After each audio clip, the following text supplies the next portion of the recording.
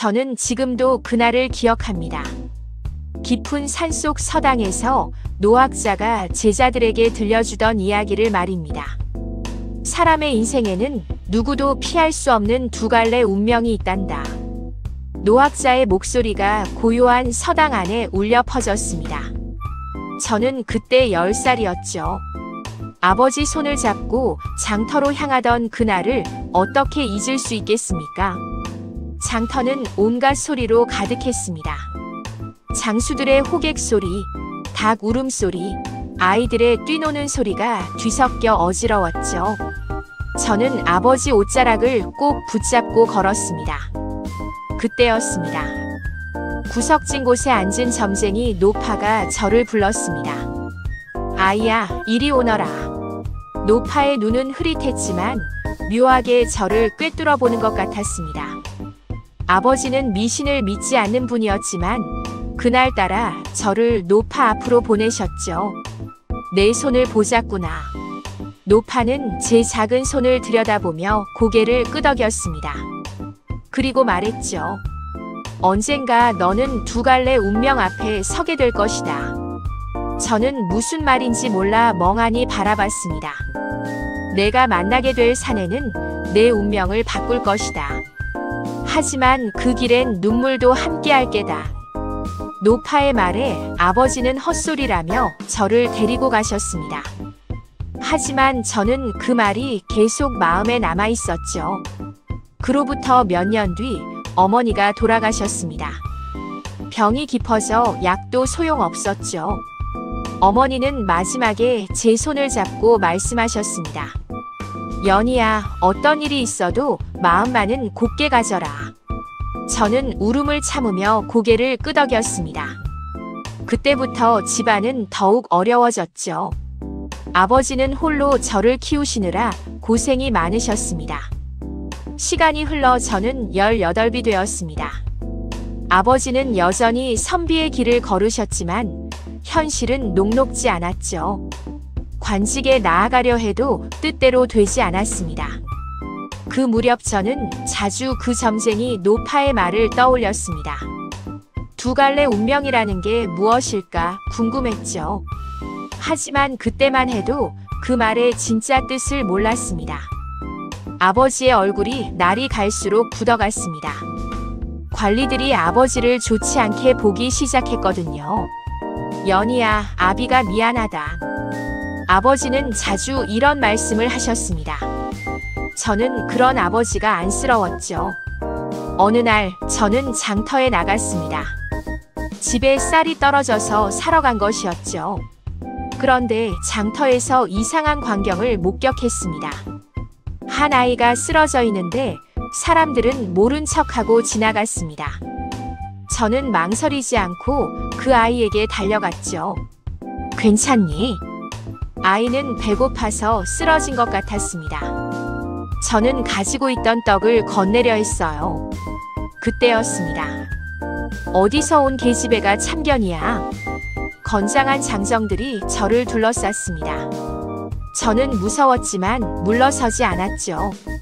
아이가 굶어 쓰러졌는데 그냥 둘 수는 없잖아요. 건방진 것 같으니까. 장정 중 하나가 저에게 손을 뻗었습니다. 저는 눈을 꽉 감았죠. 그런데 예상했던 일이 일어나지 않았습니다. 여기서 뭐 하는 거요? 낮은 목소리가 들렸습니다. 저는 눈을 떴어요. 그리고 그 사람을 처음 봤습니다. 키가 크고 어깨가 넓은 젊은 남자였습니다. 옷차림은 소박했지만 눈빛이 예사롭지 않았죠. 장정들은 그를 보더니 슬금슬금 물러났습니다. 괜찮습니까? 그가 저에게 물었습니다. 저는 고개를 끄덕였죠. 고맙습니다. 별 말씀을요. 당연한 일을 했을 뿐입니다. 그는 쓰러진 아이를 일으켜 세우며 말했습니다. 이 아이를 집으로 데려다 줍시다. 저희는 함께 그 아이를 집까지 데려다 줬습니다. 아이의 어머니는 고마워하며 절을 했죠. 저는 그때서야 그 남자를 제대로 봤습니다. 얼굴은 단정했지만 어딘가 그늘이 있어 보였습니다. 손에는 굳은 살이 많았죠. 일을 많이 하는 사람의 손이었습니다. 실례지만 성함이 서윤이라고 합니다. 서윤. 저는 그 이름을 마음에 새겼습니다. 저는 연희입니다. 연희 아가씨. 그가 제 이름을 부르는 소리가 좋았습니다. 하지만 저희의 만남은 그리 길지 않았죠. 서윤은 일이 있다며 먼저 자리를 떴습니다. 집에 돌아온 저는 그 일을 아버지께 말씀드렸습니다. 아버지는 고개를 끄덕이시며 말씀하셨죠. 착한 일을 했구나. 어머니가 기뻐하실 것이다. 그날 밤 저는 서윤을 생각하며 잠들었습니다. 왜 자꾸 그가 떠오르는지 모르겠더군요. 며칠 후 아버지의 얼굴이 더욱 어두워졌습니다. 관청에서 불려가신 뒤로 그랬죠. 연희야, 우리 집안이 어려워질 것 같다. 아버지의 말씀에 저는 가슴이 철렁했습니다. 무슨 일인지는 정확히 모르겠지만 좋지 않은 일이 생긴 것 같았어요. 그런데 그때는 몰랐습니다. 서윤도 저와 비슷한 처지에 있다는 것을 말이죠. 며칠이 지나도 저는 서윤을 잊을 수 없었습니다. 그의 따뜻했던 눈빛이 자꾸 생각났거든요. 결국 저는 다시 장터로 갔습니다. 혹시 서윤을 만날 수 있을까 해서였죠. 운 좋게도 그는 목공일을 하고 있었습니다. 서윤 씨. 제가 부르자 그가 고개를 들었습니다. 저를 보고 놀란 것 같았어요. 연희 아가씨, 여기 웬일이세요? 그냥 지나다가 보여서요. 저는 거짓말을 했습니다. 사실은 그를 보러 온 거였거든요. 일하시는 모습을 보니 신기하네요. 서윤은 나무를 깎아 그릇을 만들고 있었습니다. 손놀림이 능숙했죠. 별거 아닙니다. 먹고 살기 위한 일이니까요. 그의 말에서 쓸쓸함이 느껴졌습니다. 저는 더 물어보고 싶었지만 참았어요. 혼자 사세요? 네. 가족이 없어서요. 서윤의 대답은 짧았습니다. 하지만 그 짧은 말에 많은 이야기가 담겨 있는 것 같았죠. 저희는 그렇게 조금씩 이야기를 나눴습니다. 서윤은 과묵한 편이었지만 말할 때는 진심이 담겨 있었어요.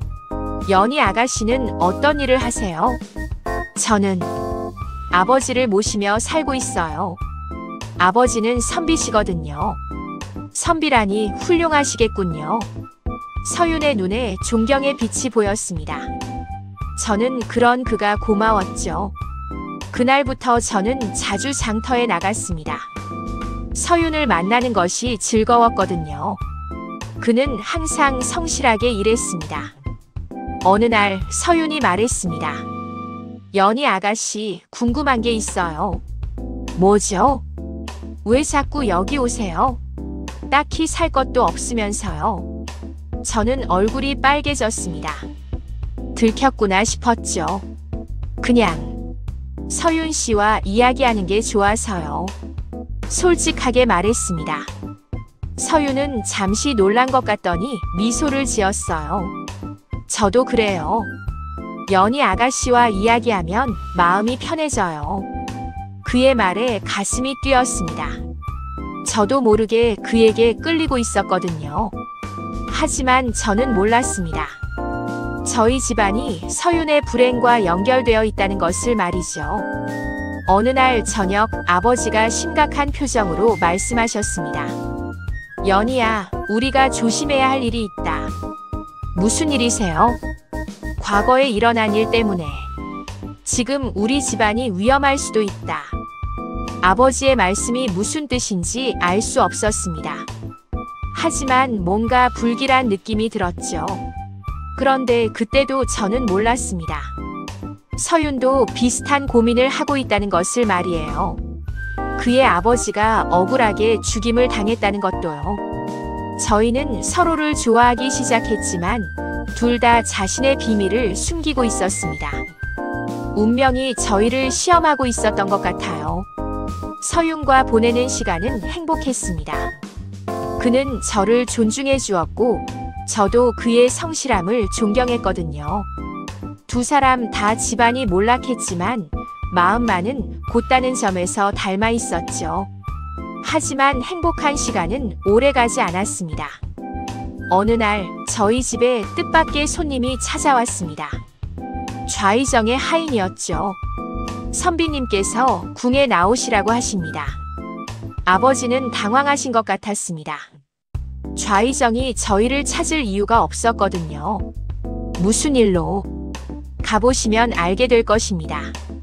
하인은 그 말만 남기고 갔습니다. 아버지의 얼굴이 창백해졌어요. 연희야, 아무래도 좋지 않은 일이 생길 것 같다. 그날 밤 아버지는 궁에서 돌아오시지 않았습니다. 저는 밤새 걱정하며 기다렸죠. 다음 날 아침 아버지가 돌아오셨습니다. 얼굴이 말이 아니었어요. 연희야. 아버지는 말을 잇지 못하셨습니다. 저는 불안했죠. 무슨 일이세요? 좌의정이 너를 원한다. 그 말에 저는 머리가 하얘졌습니다. 좌의정이 저를 원한다고요? 무슨 말씀이세요? 내가 미인이라는 소문이 들렸나 보다. 첩으로 삼겠다고 하는구나. 저는 온몸이 떨렸습니다. 첩이라니요. 거절하세요. 거절하면 우리 집안이 위험하다. 아버지의 목소리가 떨렸습니다. 좌의정이 협박을 한 것 같았어요. 그래도 안 돼요. 절대 안 돼요. 저는 울면서 말했습니다. 하지만 현실은 냉혹했죠. 며칠 후 좌의정의 사람들이 다시 왔습니다. 이번에는 답을 가져오라고 했어요. 저는 너무 괴로워서 서윤을 찾아갔습니다. 그에게라도 이야기해야 할 것 같았거든요. 서윤 씨. 서윤은 저를 보더니 깜짝 놀랐습니다. 제가 울고 있었거든요. 무슨 일이세요? 저는 모든 것을 털어놨습니다. 좌의정 이야기, 첩으로 삼겠다는 이야기까지요. 서윤의 얼굴이 굳어졌습니다. 그런 일이 있었다니. 저 어떻게 해야 할까요? 서윤은 잠시 생각하더니 말했습니다.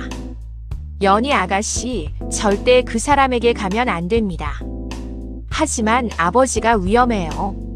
아버지를 지키기 위해 자신을 희생하는 것은 진정한 효가 아닙니다. 서윤의 말이 가슴에 와 닿았습니다. 당신의 희생이 가문을 살리지는 못합니다. 그의 말이 맞았습니다. 제가 좌의정에게 간다고 해서 모든 문제가 해결되는 것은 아니었거든요. 그럼 어떻게 해야 하죠? 다른 방법을 찾아야 합니다. 서윤의 눈에 결의가 보였습니다. 그는 저를 도우려고 했어요. 하지만 저는 몰랐습니다. 서윤이 좌의정을 얼마나 증오하고 있는지 말이에요. 좌의정이 서윤의 아버지를 죽음으로 몰아간 장본인이라는 것도요. 그날 밤 저는 고민했습니다. 아버지를 구할 방법은 없을까요? 서윤의 말대로 다른 길이 있을까요? 하지만 현실은 가혹했습니다. 권력 앞에서 백성은 무력했거든요. 며칠이 지나도 상황은 나아지지 않았습니다. 오히려 더 악화됐죠. 아버지는 병상에 누우셨어요. 스트레스 때문인 것 같았습니다. 좌의정의 압박이 계속됐거든요. 연희야. 아버지가 저를 불렀습니다. 목소리가 너무 약해졌어요. 네, 아버지. 아비가 너에게 해야 할 말이 있다. 아버지의 얼굴이 심각했습니다. 무슨 말씀을 하실까 궁금했죠. 사실은 내가 만나는 그 청년과 관련된 일이다. 서윤과 관련된 일이라고요? 저는 놀랐습니다. 무슨 말씀이세요? 서윤이라고 했지. 그 아이의 아버지를. 아버지는 말을 잇지 못하셨습니다. 너무 힘들어하시는 것 같았어요. 천천히 말씀하세요. 그 아이의 아버지는 억울하게 죽었다. 저는 가슴이 철렁했습니다. 서윤의 아버지가 억울하게 죽었다고요. 그리고 그 일에 아비도 연루되어 있었다. 그 말을 듣는 순간 세상이 무너지는 것 같았습니다. 아버지가요? 좌희정이 서윤의 아버지를 역모로 몰았을 때 아비는 그것이 거짓임을 알고 있었다. 아버지의 고백이 계속됐습니다. 하지만 아비는 좌희정의 권세가 무서워 입을 다물었다. 저는 충격을 받았습니다. 아버지가 서윤 아버지의 죽음에 연루되어 있었다니요. 그래서 오늘날 너를 이런 고생시키는 것이다. 이것이 아비의 죄값이다. 아버지의 눈에서 눈물이 흘렀습니다. 저도 울음이 나왔어요. 그럼 서윤 씨는, 그 아이는 아마 모를 것이다. 너희 집안이 자신의 원수와 연결되어 있다는 것을 말이다. 저는 머릿속이 복잡해졌습니다. 제가 사랑하는 사람이 저희 집안의 원수라니요. 연희야, 그 아이에게 미안하다. 아비 때문에 너까지. 아버지, 그만하세요. 저는 더 이상 들을 수 없었습니다. 너무 충격적이었거든요. 그날 밤 저는 잠을 이루지 못했습니다. 서윤의 얼굴이 자꾸 떠올랐어요. 그가 진실을 안다면 어떨까요? 아마 저를 미워하겠죠. 자신의 아버지를 죽음으로 몰아간 집안의 딸이니까요. 저는 괴로웠습니다. 이제 서윤을 어떤 얼굴로 만나야 할지 모르겠더군요. 다음 날 아버지의 병이 더 깊어졌습니다. 의원도 어쩔 수 없다고 했어요. 연희야, 아비가 잘못했다. 용서해다오. 아버지의 마지막 말씀이었습니다. 그렇게 아버지는 돌아가셨어요. 저는 혼자 남았습니다. 그리고 무거운 진실을 혼자 짊어져야 했죠. 장례를 치르는 동안 서윤이 도와주었습니다. 그는 저의 슬픔을 위로해 주었어요. 하지만 저는 그런 그가 더욱 미안했습니다. 진실을 말해야 할까요? 아니면 계속 숨겨야 할까요? 저는 결국 결심했습니다. 서윤에게 모든 것을 말하고 떠나야겠다고요. 아버지의 장례를 치른 후 저는 서윤을 찾아갔습니다. 마지막으로 진실을 말하기 위해서였죠. 서윤 씨. 서윤은 여전히 나무를 깎고 있었습니다. 저를 보더니 반갑게 웃었어요. 연희 아가씨, 많이 힘드셨죠? 그의 따뜻한 말에 눈물이 날 뻔했습니다. 하지만 참았어요. 서윤 씨, 제가 할 말이 있어요. 제 표정이 심각하니까 서윤도 일손을 멈췄습니다. 무슨 말씀인데요? 서윤 씨 아버지에 대한 이야기예요. 그 말을 듣는 순간 서윤의 얼굴이 굳어졌습니다. 제 아버지요? 네. 서윤 씨 아버지가 억울하게 돌아가셨다는 걸 알고 있어요. 서윤은 놀란 것 같았습니다. 저가 그 일을 알고 있다는 것에 말이에요. 어떻게 그걸? 제 아버지가 임종 전에 말씀하셨어요. 저는 심호흡을 했습니다. 이제 말해야 할 때였어요. 서윤 씨 아버지를 죽음으로 몰아간 일에 저희 집안도 연루되어 있었어요. 서윤의 눈이 커졌습니다. 무슨 말씀이세요? 제 아버지는 서윤 씨 아버지가 누명을 쓴 것을 알고 있었어요. 하지만 좌희정이 무서워서 입을 다물었다고 하셨어요. 서윤은 말이 없었습니다. 충격을 받은 것 같았어요. 그래서 저는 서윤 씨 곁에 있을 자격이 없어요. 저는 눈물을 흘리며 말했습니다. 내가 가장 미워해야 할 사람은 바로 저일지도 몰라요. 그러니 더 이상 곁에 두지 마세요. 서윤은 한참 동안 아무 말도 하지 않았습니다. 저는 그가 화를 낼 줄 알았어요. 연희 아가씨. 서윤이 입을 열었습니다. 정말 그런 일이 있었나요? 네. 죄송해요. 아니에요. 서윤의 대답이 의외였습니다. 미안한 건 연희 아가씨가 아니에요. 하지만 아버지의 죄는 아버지의 것이고 연희 아가씨의 잘못은 아니잖아요. 서윤의 말에 저는 더욱 눈물이 났습니다. 저도 사실은 살아남은 것에 대한 죄책감을 안고 살았어요. 서윤이 고백했습니다. 왜 아버지만 돌아가시고 저는 살아있을까? 그런 생각을 자주 했거든요. 저희는 둘 다 아픔을 안고 살아왔던 것이었습니다. 그런데 연희 아가씨를 만나고 나서 조금씩 마음이 편해졌어요. 서윤 씨, 미워할 사람은 좌의정이에요. 연희 아가씨가 아니라요. 서윤의 말이 따뜻했습니다. 하지만 저는 여전히 괴로웠어요. 하지만 저희는 이제 헤어져야 해요. 왜요? 이대로는 안 돼요. 서윤 씨에게 상처만 줄 거예요. 서윤은 고개를 저었습니다. 연희 아가씨가 제게 준 건 상처가 아니에요. 위로예요. 하지만 저는 마음을 정했습니다. 서윤을 위해서라면 떠나는 게 맞다고 생각했거든요. 안녕히 계세요. 저는 돌아서려 했습니다. 그때 서윤이 제 팔을 잡았어요. 연희 아가씨, 혼자 모든 짐을 지려 하지 마세요. 하지만 저는 고개를 저었습니다. 이미 마음을 정했거든요. 서윤 씨도 행복해야 해요. 저 때문에 괴로워하면 안 돼요. 그렇게 저는 서윤을 떠났습니다. 가슴이 찢어질 것 같았지만 그래야 한다고 생각했어요. 혼자 남은 저는 절망적이었습니다. 아버지도 돌아가시고 서윤과도 헤어졌거든요. 그런데 며칠 후 끔찍한 소식을 들었습니다.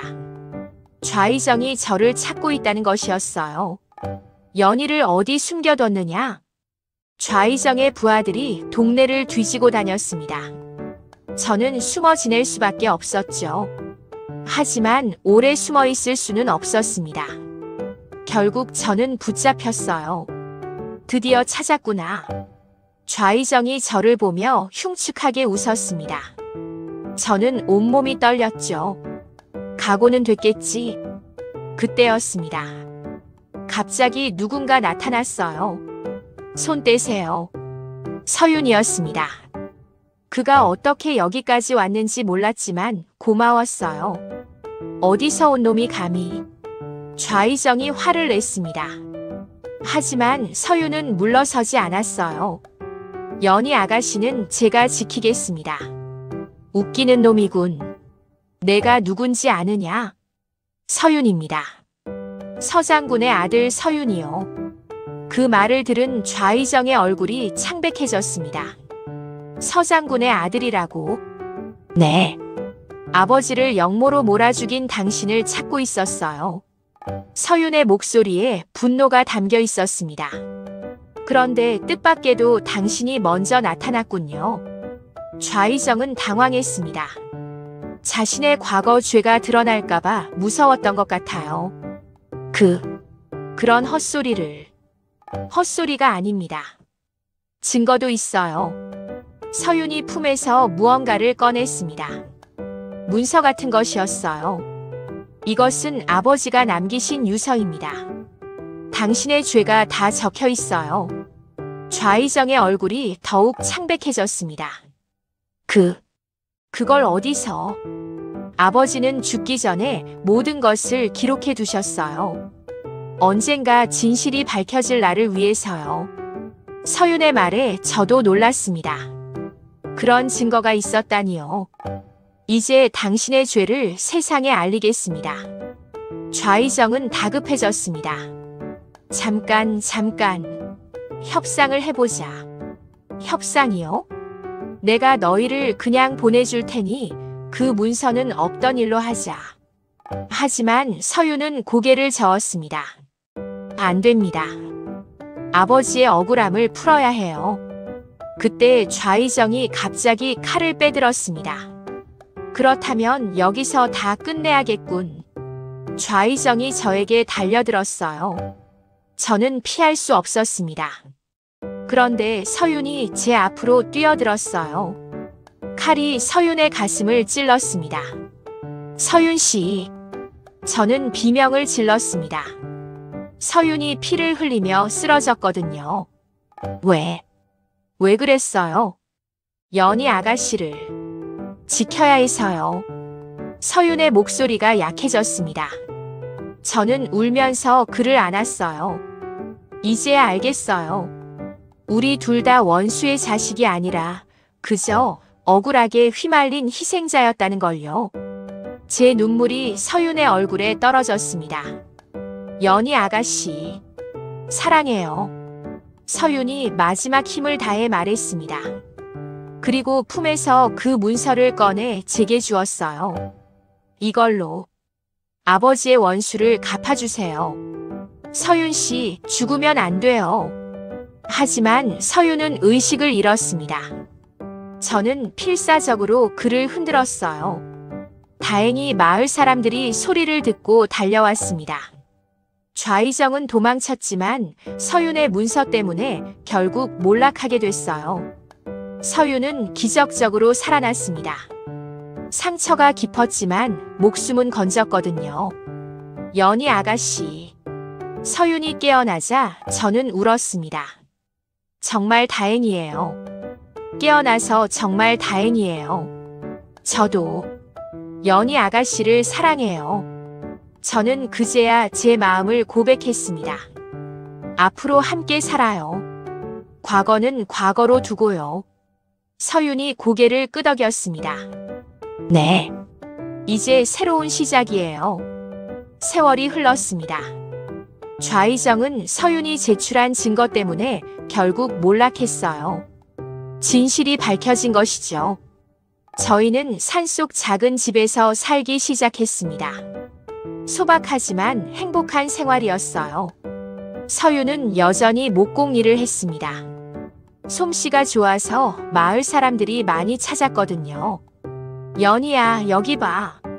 서윤이 만든 아기 침대였습니다. 저는 임신 중이었거든요. 정말 예쁘네요. 저는 배를 쓰다듬으며 웃었습니다. 새 생명이 자라고 있다는 것이 신기했어요. 아이가 태어나면 뭐라고 부를까요? 좋은 이름을 지어야죠.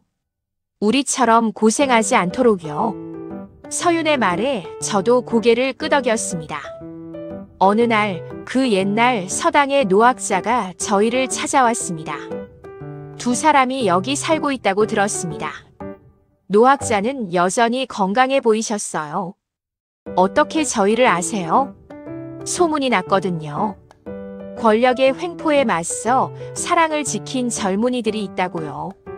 노학자가 미소를 지으셨습니다. 예전에 내가 제자들에게 들려준 이야기가 있지요. 사람에게는 두 갈래 운명이 있다고요. 저는 깜짝 놀랐습니다. 어린 시절 들었던 그 이야기였거든요. 두 사람은 그 두 갈래 길에서 올바른 선택을 했습니다. 어떤 선택이요? 복수보다는 용서를, 미움보다는 사랑을 택했지요.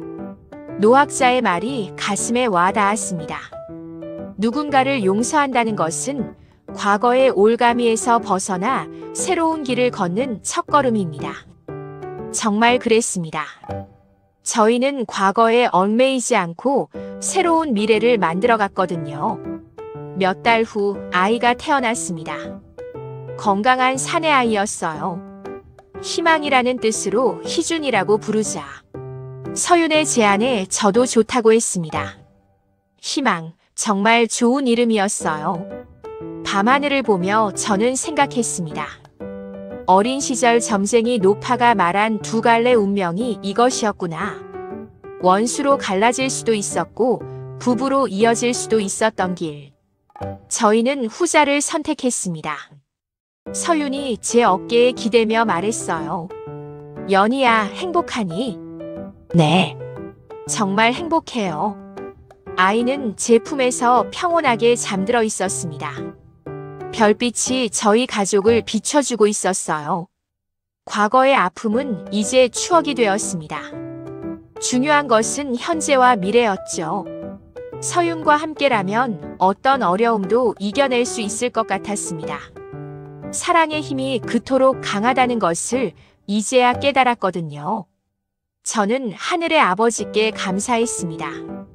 비록 늦었지만 진실을 말할 용기를 주셔서요. 그리고 서윤이라는 좋은 사람을 만나게 해주셔서요. 앞으로도 잘 부탁해요. 제가 서윤에게 말하자 그도 웃으며 대답했습니다. 저야말로요. 평생 함께해요. 그렇게 저희의 새로운 운명이 시작됐습니다.